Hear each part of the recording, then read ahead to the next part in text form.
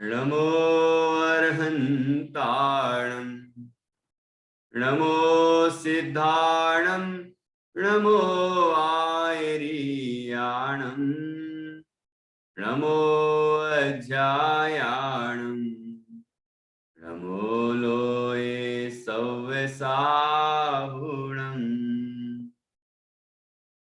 ऐसो पंच नमो यारो सव पावपणासिनो मंगलाणं च सव्येसिं परमं होहि मंगलम् चत्तारि मंगलम् अरहन्ता मंगलम् सिद्धा मंगलम् साहु मंगलम् केवली प्रणतो धम्मो मंगलम् चत्तारि लोगोत्तमा अर्हन्ता लोगोत्तमा सिद्धा लोगोत्तमा साहु लोगोत्तमा केवली प्रणतो धम्मो लोगोत्तमो चत्तारि शरणं पवजामि अरहन्ते शरणं पवजामि सिद्धे शरणं पवजामि साहु शरणं पवजामि केवली प्रणतं धम्मं शरणं पवजामि केवली प्रणतं धम्मं शरणं पवजामि। तो आज की कविता बाल वर्ग 4 में आलू कहता। कल हमने पढ़ी थी मुनि वंदना। कोई सुनाना चाहेगा तो जल्दी जल्दी से सुना दीजिए।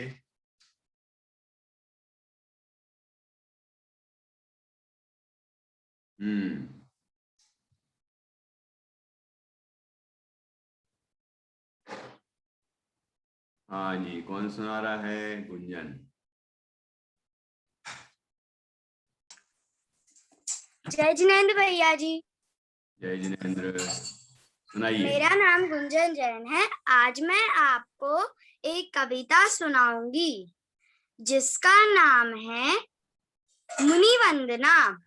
हे मुनिवर तुम नगन दिगंबर, परिग्रह से रहते हो दूर, ज्ञान ध्यान तप नित्य करते हो, कर्मों को करते चकचूर, शुद्ध भाव से निज रस चखते, रहते नित्य आनंद से पूर, होता कभी शुभोपयोग पर, अशुभ भाव से रहते दूर।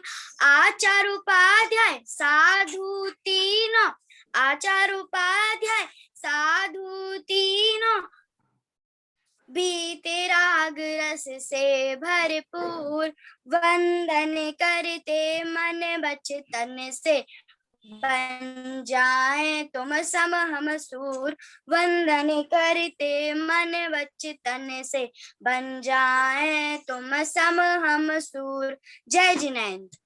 जय जिनेंद्र, बढ़िया, बहुत अच्छा।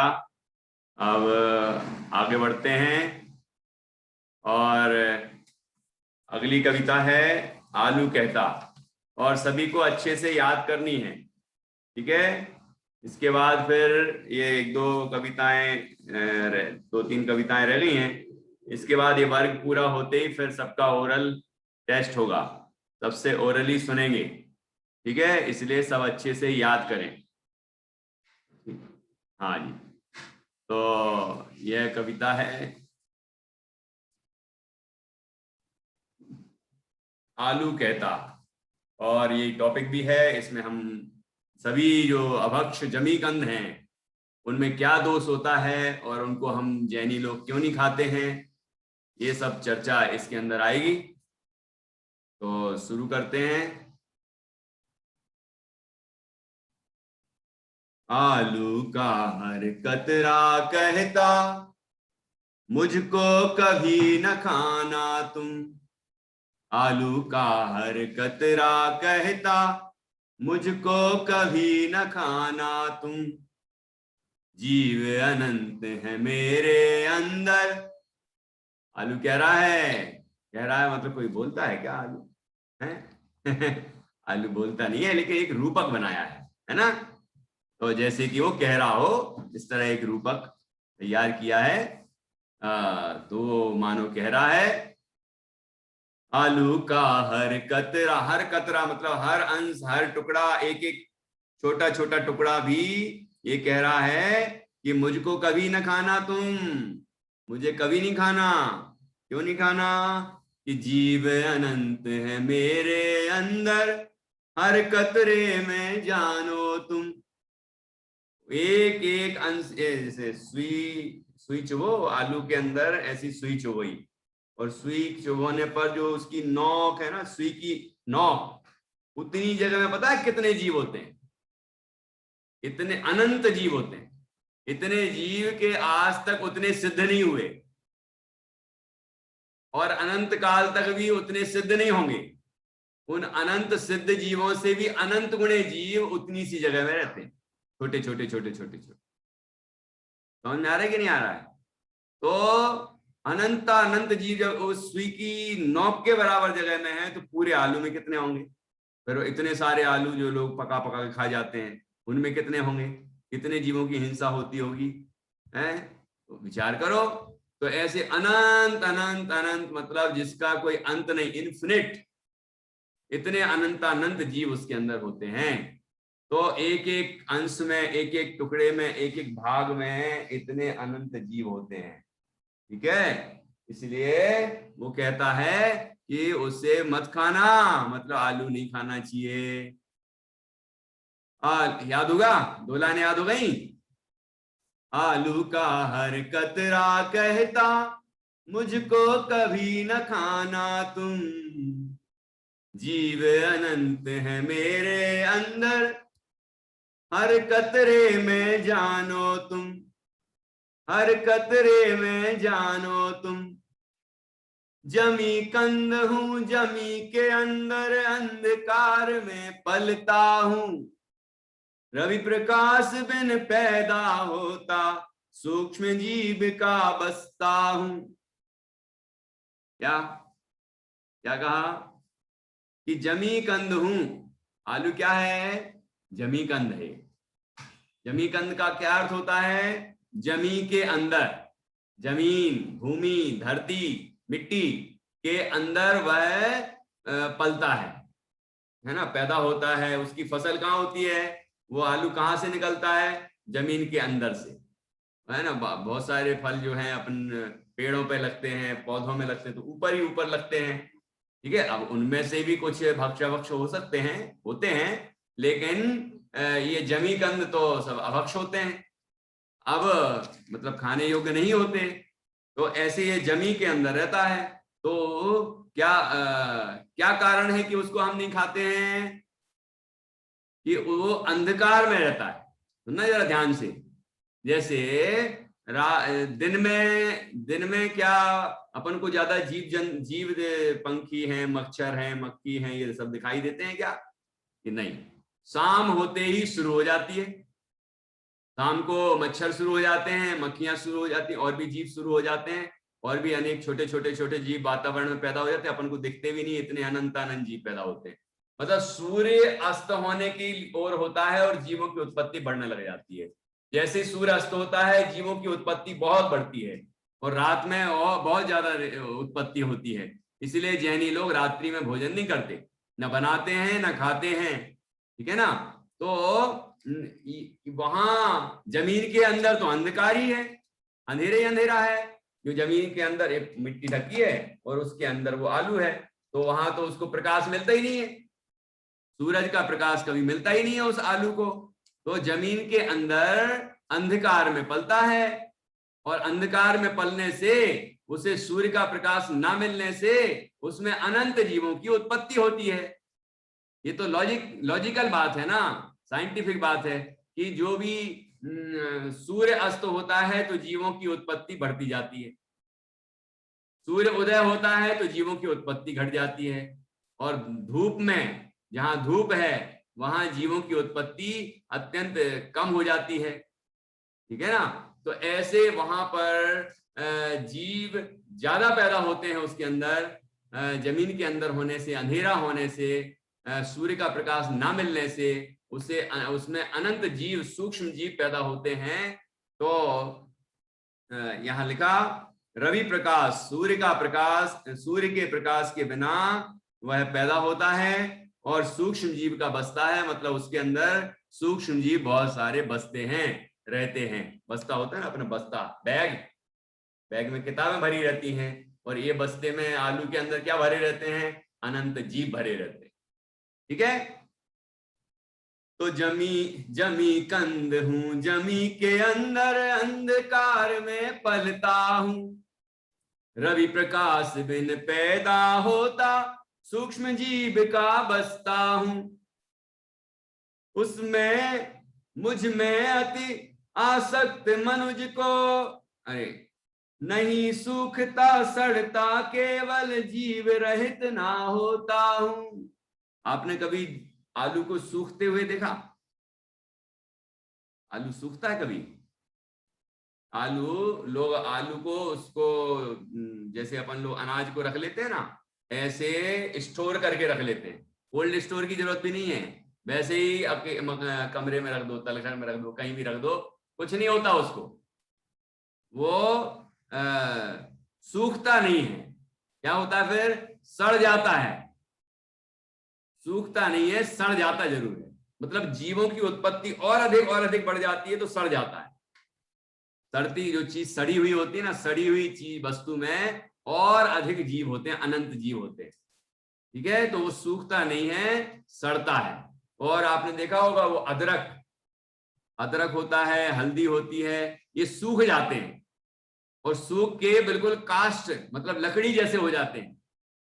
ठीक है, जीव रहित हो जाते हैं, इसीलिए इनको तो खाया जा सकता है।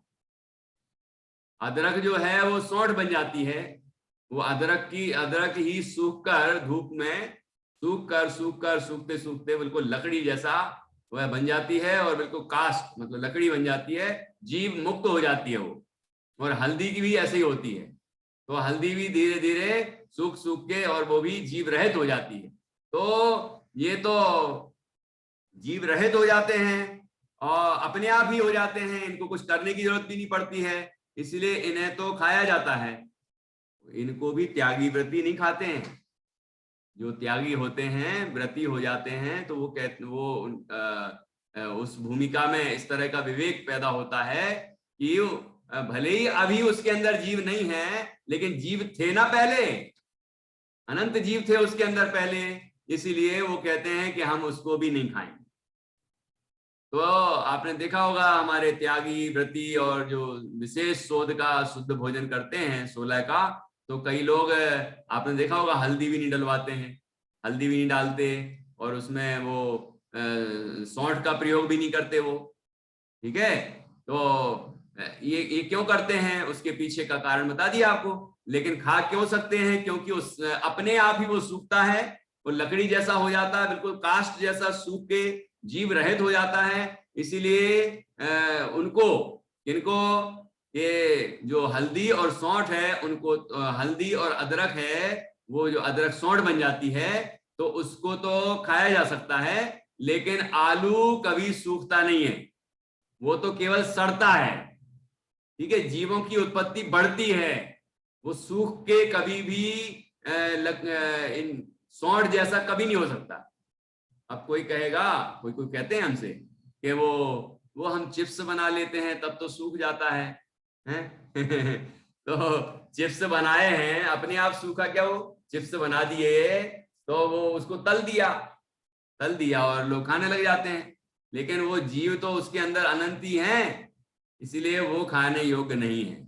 ये लकड़ी, ये सौंठ की बात अलग है, हल्दी की बात अलग है, क्योंकि वो अपने आप काष्ठ बनती है, जीव रहित होती है, ये दोनों चीजें, इसलिए ये भक्ष हो जाते हैं। जब गीले हैं तब अभक्ष हैं, और सूख जाते हैं तब भक्ष हो जाते हैं। ठीक है, क्योंकि जो जीव रहित हो जाते हैं वो। ठीक। और लेकिन आलू किसी भी स्थिति में जीव रहित नहीं होता, इसलिए उसमें अनंत जीव बराबर बने रहते हैं, इसलिए वो खाने योग्य नहीं है। ठीक है। तो यहां क्या बोला, नहीं सूखता सड़ता केवल, जीव रहित ना होता हूं। कि वो वह कह रहा है कि मैं सूखता नहीं हूं, सड़ जाता हूं, हैं। आलू क्या कह रहा है, तो जीव रहित ना होता हूं, जीव रहित नहीं होता वो। मुझ में अति आसक्त मनुज को अपना बंधु बनाता हूं। जो आलू के अंदर बहुत ज्यादा आसक्त होते हैं, उसमें ही लीन होते हैं, उसमें ही मजा आता है उनको। आलू की तरह तरह की चीजें बना बना के खाते हैं और मजे से खाते हैं, और कहते हैं आलू के बिना तो हमारा जीवन चल ही नहीं सकता है। इस तरह जो उस आलू में आसक्त हैं, उनकी क्या स्थिति बनती है कि वो भी एक दिन आलू में ही पैदा हो जाते हैं, आलू में ही सूक्ष्म जीव बन जाते हैं। लिखा ना कि अपना बंधु बनाता हूं, अपना मित्र, अपना सखा, अपना भाई बंधु उनको बना लेता हूं। मतलब जो आलू खाते हैं उसमें आसक्त रहते हैं और निरंतर उसी के बारे में सोचते हैं, उसमें मजे लेते हैं, है ना। तरह तरह की चीजें खा खा के इधर उधर बाजार में, घर में, कहीं भी, और मजे मानते हैं। तो ऐसे जीवों की क्या स्थिति होती है कि वो भी एक दिन आलू में ही पैदा हो जाते हैं, फिर दूसरे लोग उनको उबाल उबाल खाते हैं। समझ में आ रहा है कि नहीं आ रहा है सुखदा? तो इस तरह यहां क्या कहा, ये आलू अभक्ष क्यों है, इसके सारे कारण बता रहे हैं कि उसमें जो आसक्त होता है मनुष्य, उसको अपना बंधु बनाता है, मतलब उसका मित्र बन जाता है वो, मतलब एक दिन वह भी आलू में पैदा हो जाता है। आपको पता है एक मुनिराज थे, वर्तमान युग में कथानक है, एक मुनिराज थे, आहार करने जा रहे थे। अब मुनिराज की बात कर रहा हूं, तब तो अपनी तो बात क्या बताएं कि क्या स्थिति होती होगी। तो वो मुनिराज आहार करने जा रहे थे, और आहार करने के लिए नगर में जब प्रवेश किया उनने, तो उन्हें खरबूजे की खुशबू सूंघने में आई, सुगंध आई उसकी, खरबूजा। वाह वाह वाह, कितना बढ़िया सुगंधित खरबूजा है, ऐसा उनको लगा। और मुझे आज आहार में खरबूजा ही मिले। क्या सोचा उनने, आज मुझे आहार में खरबूजा ही मिले। तो ऐसा जब सोचा उनने, और ऐसे ही सोचते जा रहे थे, सोचते जा रहे थे, सोचते जा रहे थे, और फिर क्या हुआ कि उनको ठोकर लगी, और ठोकर लग के वो जमीन पे गिरे और उनकी मृत्यु हो गई। तो क्या हुआ पता है कि वो भी खरबूजे में जाके पैदा हो गए। खरबूजे समझते हैं ना, अभी तो गर्मी में आते खरबूजे, हैं, चीमरी बोलते हैं, चीमरी अपना हमारे तरफ, खरबूजा है, अंग्रेजी में क्या बोला। जैसे कि वो तरबूज होता है तो वाटरमेलन होता है, और खरबूज होता है तो उसको क्या बोलते हैं पता नहीं। तो वो खरबूज है, क्या बोलते हैं, गुंजन को पता है क्या? भैया जी मस्क मेलन। Musk melon. हाँ, तो मस्क मेलन में मस्त हो गए तो फिर क्या होगा बताए। अब वो तो ये प्रथमानियों में लिखा है शास्त्र में।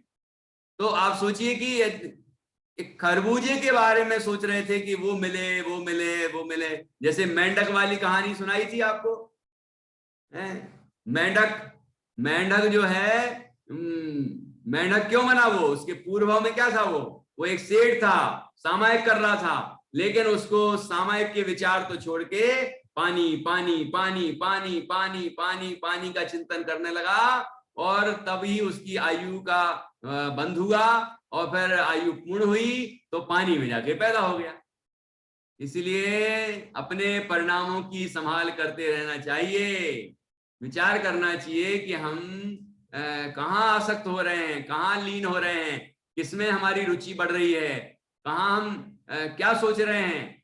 तो यदि हम ऐसे ऐसे चीजों पर आसक्त होंगे, उनमें ही गृद्धता होगी, मतलब उनमें ही ज्यादा राग की तीव्रता होगी, तो उन्हीं स्थानों पर जाके हम पैदा हो जाते हैं। तो यहाँ लिखा है कि जो आलू में अति आसक्त होते हैं वो आलू में ही जाके पैदा हो जाते हैं। तो क्या लिखा, नहीं सूखता सड़ता केवल, जीव रहित ना होता हूं। मुझ में अति आसक्त मनुज को अपना बंधु बनाता हूं। वर्षा ऋतु आकर के मुझ में, वर्षा ऋतु आकर के मुझ में। समर्थ पूछ रहा है, मैत्री कौन कौन पूछ रहा है, पेज नंबर क्या है? शुरू से आना चाहिए, 70 नंबर पेज, 70 नंबर पेज है। और हर दिन आगे बढ़ा है ना, तो कल का पता होना चाहिए, कल कौन सा पेज पढ़ाया था उसके आगे। जागरूक रहना चाहिए थोड़ा। Okay, 70 number page. हाँ, तो क्या लिखा? अभी वर्षा ऋतु आ रही है, आई क्या, आ क्या रही, आई गई समझ लो। पानी भी गिरने लगा है अब धीरे धीरे, हैं? तो बारिश में और अधिक जीव उत्पत्ति होने लग जाती है। तो आलू आदि जो जमीकंद है ना, उसमें और अनंत जीव पैदा होते हैं और अधिक जीवों की उत्पत्ति होती है। तो यहां लिखा है, वर्षा ऋतु आकर के मुझ में जीव अनंत बढ़ाती है। वर्षा ऋतु आकर के मुझ में जीव अनंत बढ़ाती है। तन मन के हित साधन हेतु मुझे त्यागने कहती है। तन के हित के लिए और मन के हित के लिए भी। तन के लिए और मन के लिए क्या मतलब हुआ? यदि ऐसे समय में बारिश में और अधिक अधिक अधिक जीव उसमें पैदा हुए हैं, और यदि उन चीजों का भक्षण करेगा, खाएगा, तो क्या होगा कि शरीर भी बीमार होगा। आपको पता है ये आलू जो है वो वात रोग पैदा करता है, वायु रोग का जनक है वो। मतलब उसमें गैस वगैरह, एसिडिटी और ये सब जो दर्द वगैरह होता है, ये बादी कारक चीजें होती है ना, तो वो उसमें मुख्य है। तो वो वात बढ़ाता है।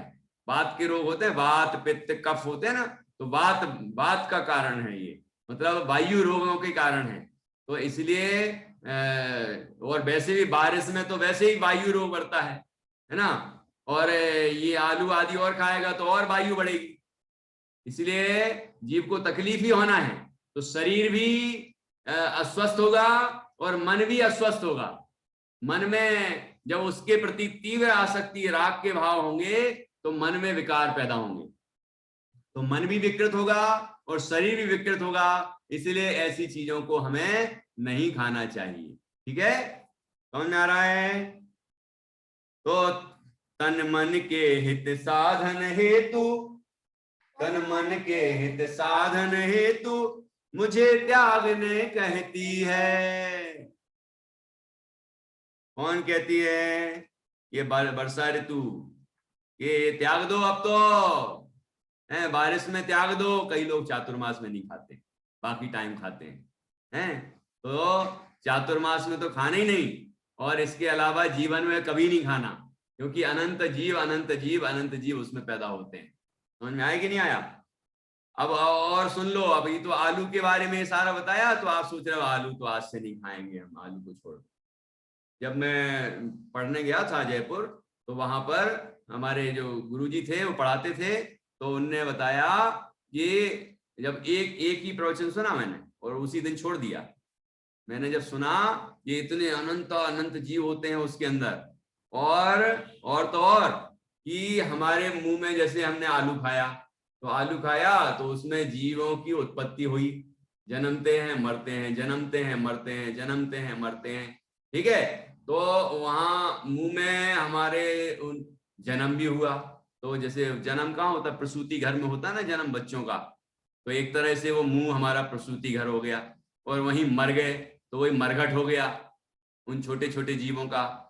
तो ऐसे हमारा मुंह, क्या हमारा मुंह प्रसूति घर बनाएंगे हम कि बच्चे जन्म ले रहे हैं वहीं और वहीं मर रहे हैं, तो वो जीव उत्पन्न हो रहे हैं, वो जीव मर रहे हैं। ऐसी कैसी स्थिति बन रही है? तो इस तरह मैंने सोचा कि इतने अनंत अनंत जीव हैं, वहीं मुंह में जन्म ले रहे हैं, मर रहे हैं, और कितनी देर के स्वाद के लिए।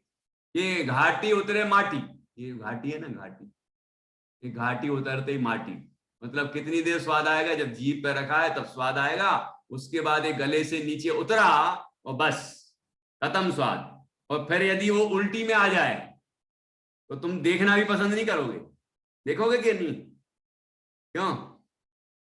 देखना भी पसंद करोगे कि नहीं? बड़ा स्वादिष्ट चीज थी और बढ़िया से बढ़िया जगह, बढ़िया से बढ़िया तरीके से बनाई गई थी, और बहुत पसंद थी आपको, और आपने खा ली, और घाटी उतरते ही ये घाटी से नीचे गटका और उसके बाद वापस आ जाए तो क्या करोगे?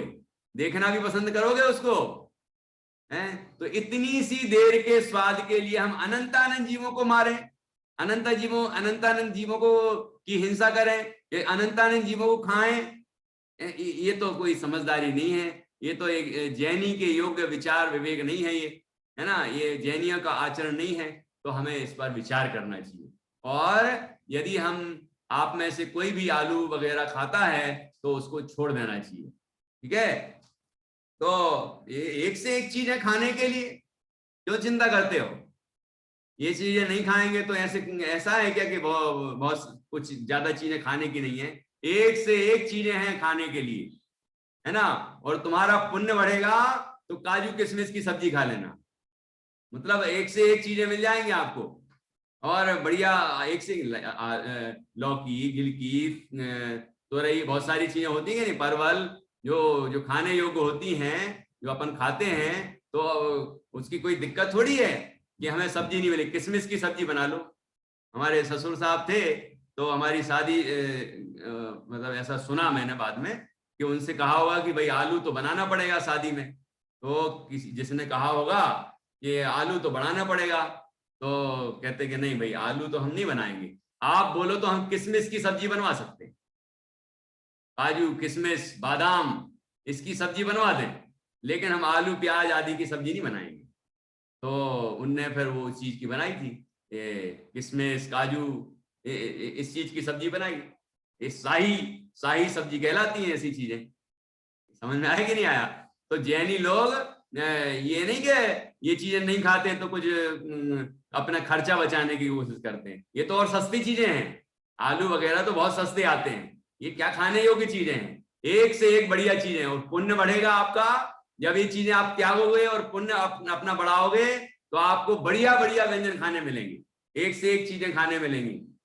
जैसे मैं कहीं भी जाता हूँ तो लोग पंडित जी अच्छा ये नहीं खाते, ये नहीं खाते, ये नहीं, तो एक से एक चीजें बनाते हैं, तो आपको कमी नहीं पड़ेगी कभी, चिंता मत करना। तो खाने के लिए बहुत चीजें हैं, बहुत ज्यादा, ये तो कोई खाने की चीजें नहीं है जमी कंद। तो कह रहे हैं अब इनके भाई बंधु के नाम सुनो।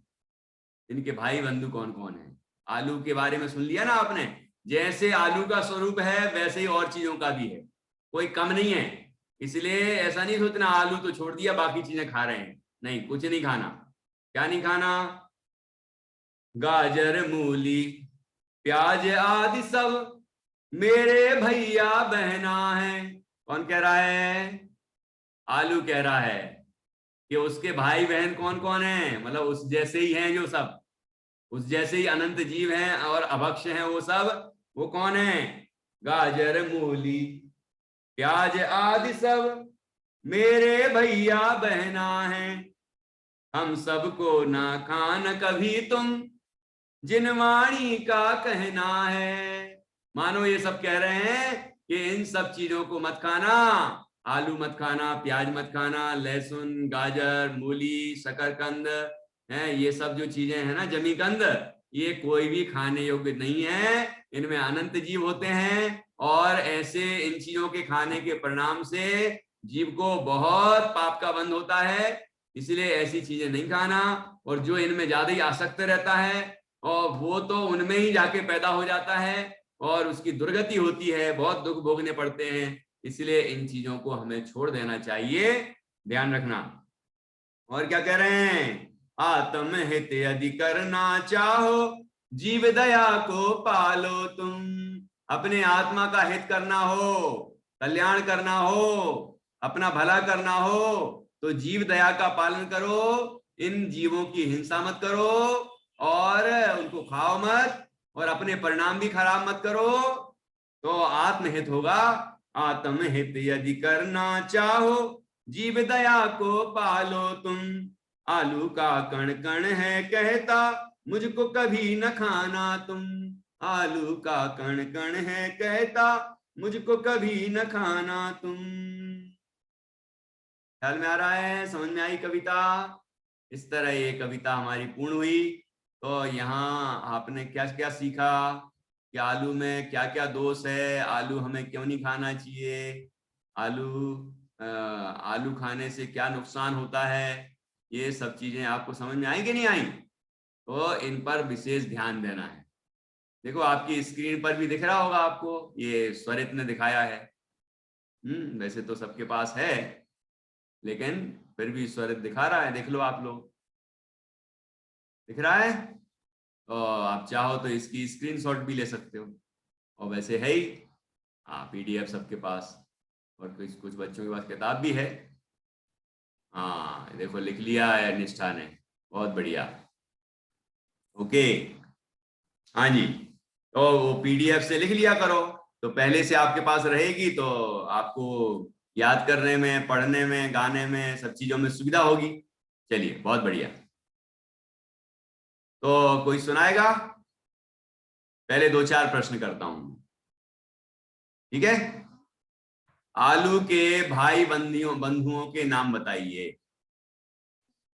हाँ, आलू जैसे ही और कौन कौन सी सब्जियां वगैरह होती हैं, उनके नाम बताइए। कौन बताएगा? हाँ, स्वरित बताएगा, स्वरित। गाजर, मूली, हाँ प्याज, हाँ,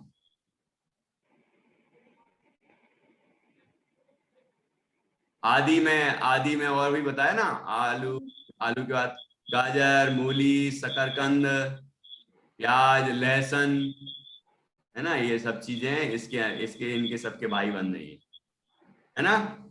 ओके, बहुत अच्छा। तो इसके बाद अगला प्रश्न है कि आलू आदि अभक्ष्य क्यों हैं? कौन बताएगा? आलू आदि को क्यों नहीं खाना चाहिए? कारण बताइए, कौन कौन से कारण है? साध्या। क्योंकि उसमें अनगिनत जीव होते हैं। 1 पॉइंट। और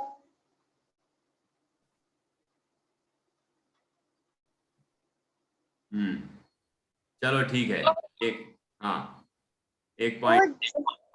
जमीन के अंदर। जमी के अंदर होता है, और हाँ सुल्तान बता रहा है, बताओ भाई। और अगर अपन उसे सुखाना चाहे तो वो सूखता नहीं है, और वो सड़ जाता है, और जीव रहित भी नहीं होता वो। बहुत अच्छा, और बताओ भाई, अभी तो और भी कारण हैं। हाँ सिया, बताओ। आलू में जीव असंख्य रहते हैं, और आलू उसको आलू को जमीन के अंदर रहता है, उसको सूर्य की रोशनी भी नहीं मिलती है। और अगर हमें आलू कभी नहीं खाना चाहिए। बहुत अच्छा, और बताओ, इसके आगे बताना चाहिए, जो पॉइंट हो चुके हैं वो छोड़ के आगे बताइए, और इसके अलावा। भैया जी मैं शुरू से बताती हूँ कि जो आलू होता है उसके हर कतरे में, मतलब हर कतरे में जीव रहते हैं, असंख्य जीव रहते हैं, और अनंत। और वो जमीन के अंदर होता है, इसलिए उसमें जीव और होते हैं। उसको सूर्य की रोशनी भी नहीं मिलती, और वह सूखता नहीं है। तो जब वो सड़ता है तो उसके जो अंदर जो जीव रहते हैं वो और बढ़ जाते हैं। और वर्षा ऋतु जब आती है तो उसमें और जीव बढ़ाती है, और वो जमीन के अंदर पलता है और अंधकार में भी पलता है। इसके आगे नहीं पता भैया जी। और वो चलो जीवों का ठीक बसता है। हाँ जी, हाँ, और वो अनंत जीवों का बसता भी है। मतलब अनंत जीव होते हैं, ठीक है। हाँ, और कुछ? हाँ, बचे हुए पॉइंट बताना निष्ठा। उसको जब मुंह में लेते हैं तो उसके अंदर जीव जन्म भी लेते हैं और मरते भी। हाँ, तो हमारा मुंह टाइम क्या जब बन हम गया उसको फिर? मुंह में लेते हैं। हमारा मुंह प्रसूति घर भी बन गया और घट भी बन गया, है ना। हाँ, तो इसलिए भी हमें नहीं खाना है। और कुछ बताओ कोई, इनके अलावा बताना सानवी। हाँ बताइए। और पंडित जी, जब हम खाते हैं तो वो मरते भी हैं, इसलिए हिंसा होती है। हाँ बहुत अच्छा। हाँ और बताओ कुछ, और कारण बताइए जल्दी से।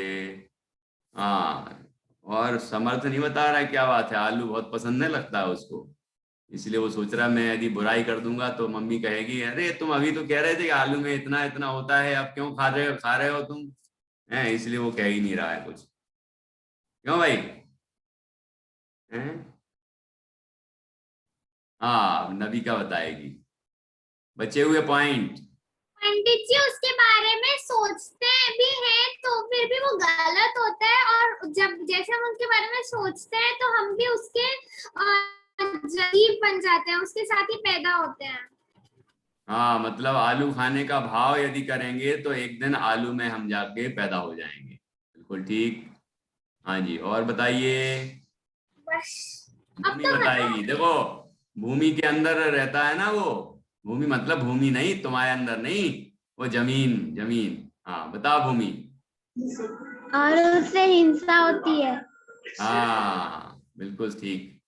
हाँ जी और बताओ कोई पॉइंट छूट गया क्या, जो रह गया वो पॉइंट वो बताना पड़ेगा साध्या। बारिश में वो और बढ़ भी जाते हैं।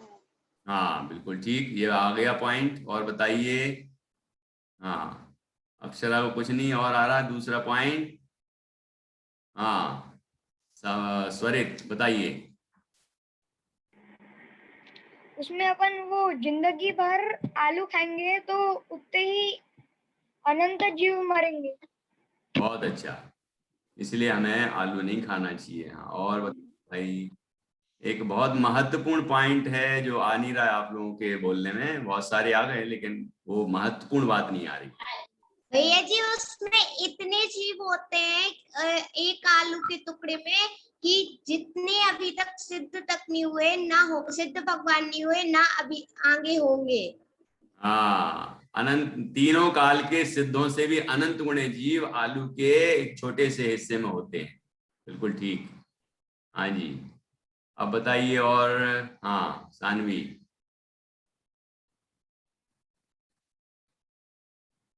आलू खाने से बीमारी उतनी ही बढ़ती है।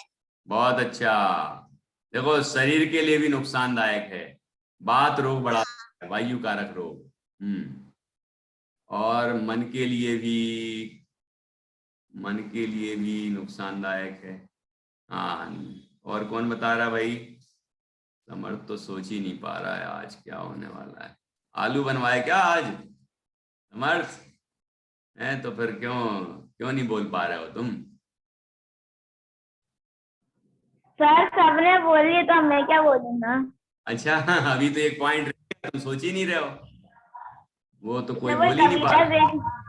कविता में से होगा, मैं वही कविता देख रहा हूँ। अच्छा हमारे पास तो किताब भी है। हाँ, वो नीचे रखी है। अच्छा ठीक है।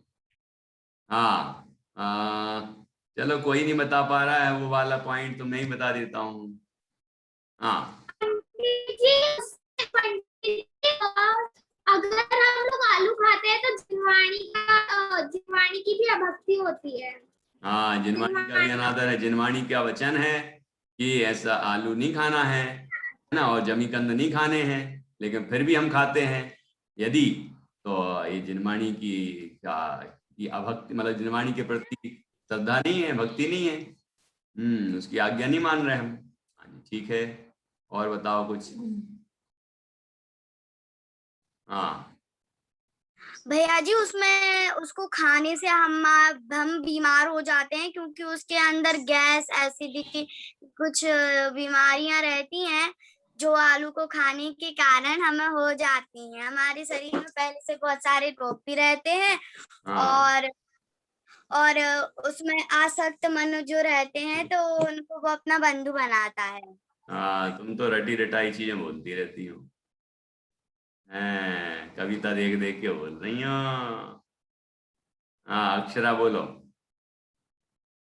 मुख्य बिंदु नहीं।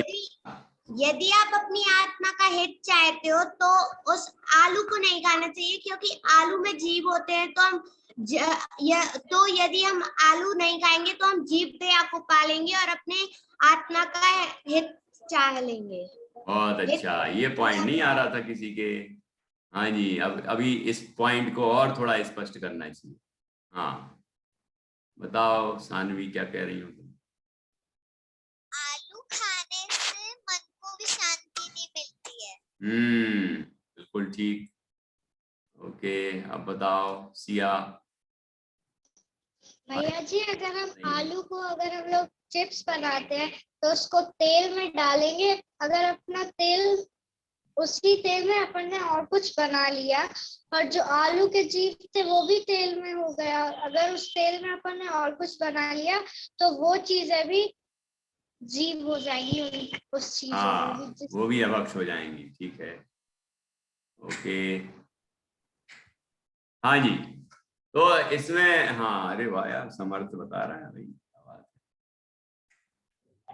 सर आपने बोला था कि जो आलू होता है उसमें बहुत सारे जीव होते हैं और अपन उसके चिप्स बनाते हैं तो वो तेल गरम होता है तो उसमें जीव भी मरते हैं। बिल्कुल। और उससे अपन को पाप का बंध होता है। बिल्कुल ठीक, बहुत अच्छा। चलिए, अब सबसे महत्वपूर्ण बात ये है जो कि अभी अक्षरा ने कही थी थोड़ी सी, लेकिन उसको और स्पष्ट करना चाहिए कि हमें यदि आलू आदि जो जमीकंद हैं उनके प्रति हमारे मन में राग की तीव्रता होगी, आसक्ति होगी, तो हमारे मन में उन सब के प्रति आसक्ति होने से कसाय भाव होगा, है ना। तीव्र आसक्ति होने से, तीव्र गृद्धता होने से उनके प्रति हम आत्म कल्याण का विचार भी नहीं कर पाएंगे। हमारे मन शुद्ध ना होने से हमारा मन स्वाध्याय, आराधना, इन सब कार्यों में नहीं लगेगा और हम अपना कल्याण नहीं कर पाएंगे, आत्मा का अनुभव नहीं कर पाएंगे। इसलिए अभक्षों का त्याग करना जरूरी है। यदि आत्म कल्याण करना है तो हमें अभक्ष का त्याग कर देना चाहिए।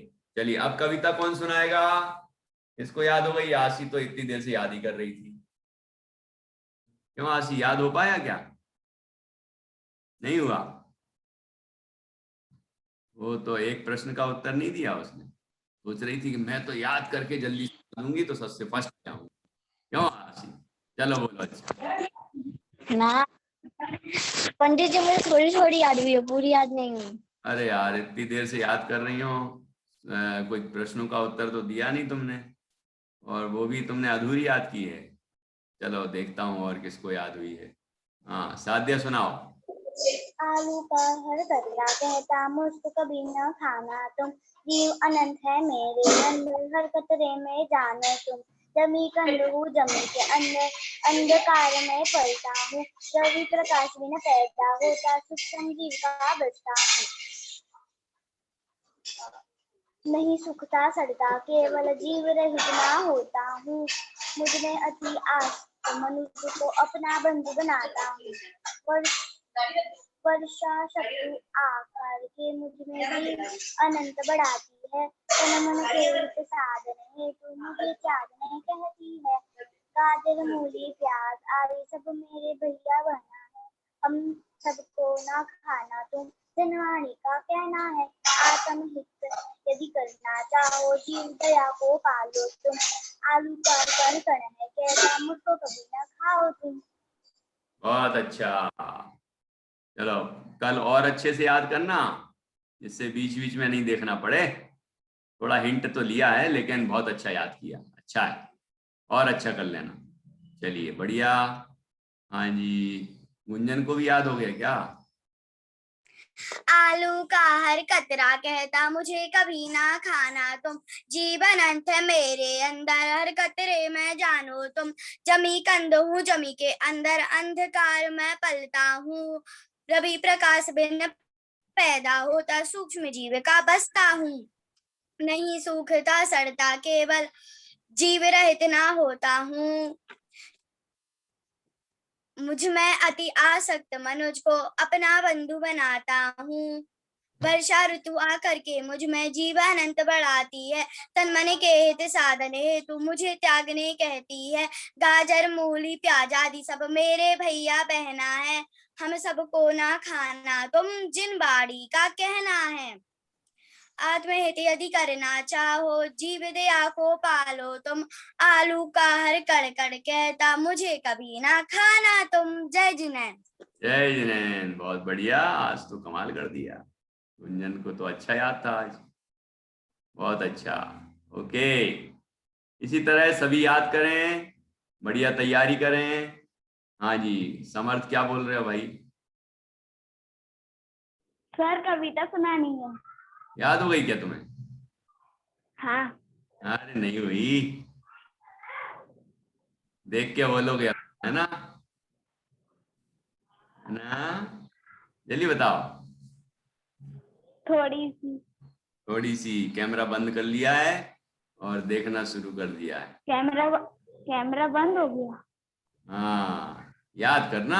अब खुल गया। हाँ, ऑन है। तो अच्छे से याद करना। हाँ, अच्छे से अभी भी बंद है? नहीं, अभी बंद हो गया। हाँ, ठीक है, तो अच्छे से याद कर लेना और कल सुनाना। क्या समय हो गया? हाँ जी, पहले आशी से और सुन ले, नहीं तो आशी कहेगी हमसे तो सुना ही नहीं। जय जी, मेरा नाम आशीष है, मैं 7 बड़ा से हूँ। आज मैं आपको एक पोएम सुनाने वाली हूँ। आलू का हर कतरा कहता मुझको कभी न खाना तुम। जीवन अंत है मेरे अंदर हर कतरे में जानो तुम। जमी कंद हूँ जमी के अंदर अंधकार में पलता हूँ। रवि प्रकाश दिन पैदा होता रवि प्रकाश दिन पैदा होता सक्षम जीव का बसता हूँ। नहीं सूखता सड़ता केवल जीव रहित ना होता हूँ। मुझ में अति आसक्त मनुज को अपना बंधु बनाता हूँ।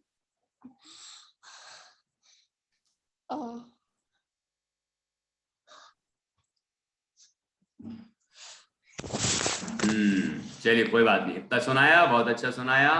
कल पूरा सुनाना, ठीक है? और याद रखना है इसमें जो कहा गया है, जो विषय बताया गया है उसको याद रखें। और ये जमी कंद को हम छोड़ दें। और बहुत सारी चीजें हैं हमारे खाने के लिए जिनको हम जो हमारे लिए भक्ष्य हैं, जिनमें कम से कम जीव होते हैं। अब जीव रहित तो कोई होता नहीं है। हाँ, सूखे जो अनाज हैं, सूखे जो मेवे होते हैं, ड्राई फ्रूट्स वगैरह, है ना, सूख जाते हैं जो नेचुरल, वो जीव रहित जरूर हो जाते हैं, है ना। लेकिन बाकी जो हरी सब्जियां हैं उसमें थोड़े बहुत तो हरित काय जीव होते हैं, लेकिन अनंत नहीं होते, इसलिए हम लोग उनका भक्षण करते हैं। तो कोई कुतर्क करेगा कि ऐसे तो किसी भी चीज में जीव होते ही हैं, सांस लेने में भी जीवों की हिंसा होती है, तो क्या सांस लेना छोड़ दें? ऐसे कुतर्क करते हैं लोग। लेकिन इन बातों से घबराना नहीं चाहिए कि जो चीज नहीं छूट सकती है वो कैसे छूटेगी, ठीक है ना। लेकिन हम उसको भी छोड़ने की भावना करते हैं कि हम एक दिन शरीर रहित हो जाएंगे जब, तो सांस लेने की भी जरूरत नहीं पड़ेगी। क्यों भाई गुंजन? जब हम शरीर रहित सिद्ध बन जाएंगे, अशरीरी सिद्ध बन जाएंगे, तो सांस भी नहीं लेना पड़ेगी, क्योंकि शरीर ही नहीं होगा। तो हम तो उस तरह की भावना रखते हैं कि एक दिन हम शरीर से ही मुक्त हो जाएं।